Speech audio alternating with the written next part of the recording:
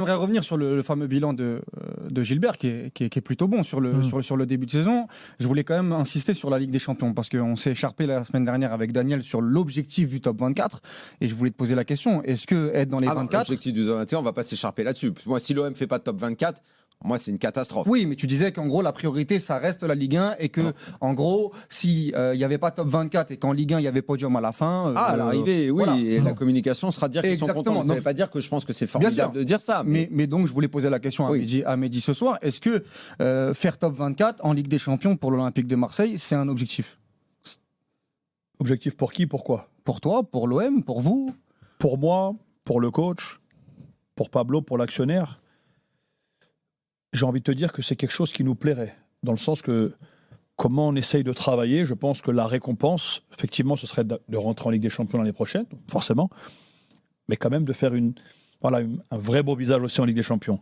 Mais dans les objectifs très importants pour le club, comme ça a été l'année dernière, de se qualifier en Ligue des Champions, pour, j'ai envie de te dire, pour la viabilité du projet, pour la continuité, non. On ne nous a jamais demandé, nous, cette année en tout cas, les gars, on fait cette équipe-là, c'est pour passer dans le top 24. Non. Ouais, mais top 24, c'est le minimum. Mais sinon, vous n'auriez pas fait ce recrutement-là. Pour toi, Daniel, je sais, pas de souci. En gros, Macourt ne t'a pas demandé de faire top 24. Nous, on nous a en revanche, demandé... il t'a peut-être demandé de retourner en Ligue des Champions l'année prochaine. Exactement. Ça, oui, ça pour par contre, pour moi, c'est une obligation. Non, mais ça... Tu sais, je vais te dire pourquoi je te dis ça, Daniel. Je vais t'expliquer. Non, elle n'empêche pas l'autre, mais je vais te dire une chose. Je regardais avant de venir, parce que je savais qu'on allait parler un peu de tout ça. Moi, je ne suis pas trop stats, machin, ça ne m'intéresse pas vraiment. Mais j'ai regardé un petit peu.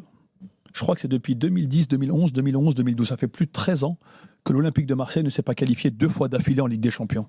Et pourtant, j'ai été formé dans ce club, donc je le connais, je l'ai suivi. Même moi, quand j'ai lu ça, j'ai dit, putain, quand même.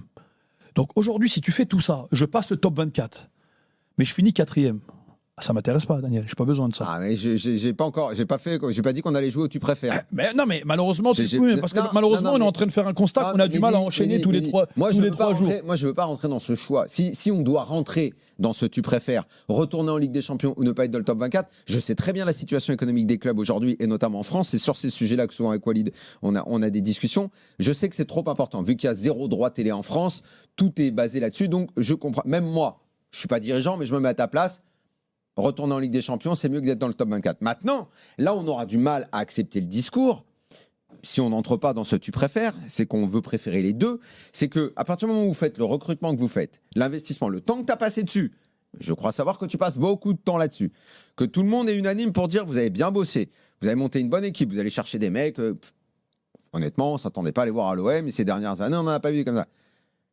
Et en plus, il y a un truc qui vous aide pas, c'est le contexte des gens qui regardent. Et c'est difficile de dire qu'on s'en fout quand on voit que Lille l'a fait, que Brest l'a fait, l'OM. Monaco l'année dernière. Allez, Monaco encore, c'est une équipe qui est habituée, qui a déjà fait des trucs. L'OM, ils font pas top 24, mais dit.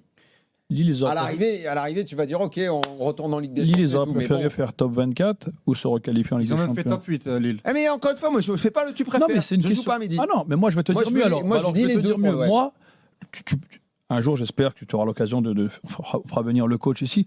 On parle de titres. Nous, on parle de titres. Alors, pas de championnat. Hein. On dit, nous, ici, quand tu vois Newcastle, quand on se prend comme ça avec le coach, machin, on rentre dans le vestiaire, on se dit, putain, on n'a que battu Newcastle, on n'a rien fait. Imagine si on a la chance un jour de gagner un titre.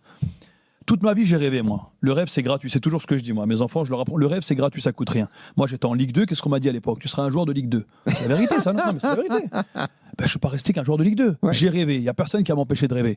Mais quand je te parle de ma mission, moi, j'ai une mission que je dis, je répète. Les gens, ils veulent le comprendre, ils ne veulent pas le comprendre. C'est la vérité. Je suis en mission. Ma mission, c'est de faire en sorte que ce club-là, que je suis arrivé il y a 2 ans, presque jour pour jour, le 23 novembre 2023, on était, je crois, un soir, on était à Strasbourg, on devait être 10 ou 11e. Il n'y avait rien. Moi, j'ai rien trouvé en tout cas. Et j'essaye de chaque jour de faire un pas vers ce qui est un club stable, avec tout ce que ça comporte, avec des résultats, avec une continuité. Tu penses que est-ce que tu as vu qu'un match, quand on perd à Madrid ou au Sporting ou peu importe, est-ce que tu as vu qu'on a fait tourner, on a mis une équipe bidon pour dire non, mais jamais mais non, mais je sais pas. Mais alors donc, on a l'impression qu'il y a une espèce de peur ou de crainte de dire top 24 c'est le minimum et évidemment se requalifier en Ligue des Champions c'est la priorité par rapport à votre budget, Mehdi. Top 24, avec tout le respect que j'ai pour Bruges, pour l'Union Saint-Gilloise, pour le Sporting, pour l'Atalanta qui est en grande difficulté.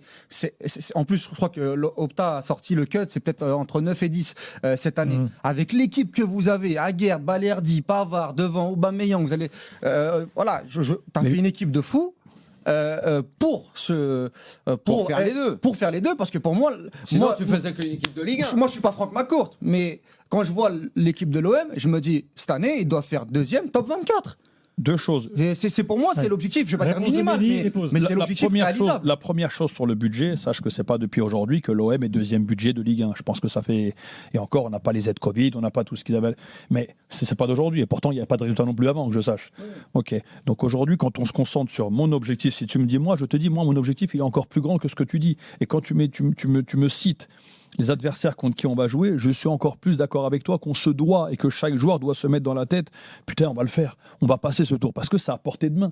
Mais malheureusement, il y a la réalité du contexte marseillais, à l'Olympique de Marseille, qui fait que c'est difficile. Mehdi avec nous pour parler foot, parler mercato dans quelques instants. Question obligatoire. Quand tu vois le Paris Saint-Germain et ses performances en Ligue 1, est-ce que tu dis qu'ils sont prenables cette année? Comme Lille l'a fait à l'époque, comme Montpellier l'a fait, comme Monaco l'a fait? Je pense que même l'année dernière, on a eu deux Paris Saint-Germain. On a eu le premier Paris jusqu'à Manchester City, si je ne me trompe pas. Ouais. On va dire jusqu'à Lyon en Ligue 1. Voilà. Début décembre. Et Ligue des Champions, City, non? Ouais, c'est ça. Celui de quand ils vont perdre à Arsenal, machin compliqué, ils sortent pas de la surface, etc. Et tu as le Paris Saint-Germain qui a roulé un petit peu sur tout le monde sur la deuxième partie de saison. Donc forcément, si tu as ce Paris Saint-Germain-là, quand je vois les derniers matchs, je crois qu'ils ont pris pas mal de points pour le coup à la 94e sur des coups de pied arrêtés, etc.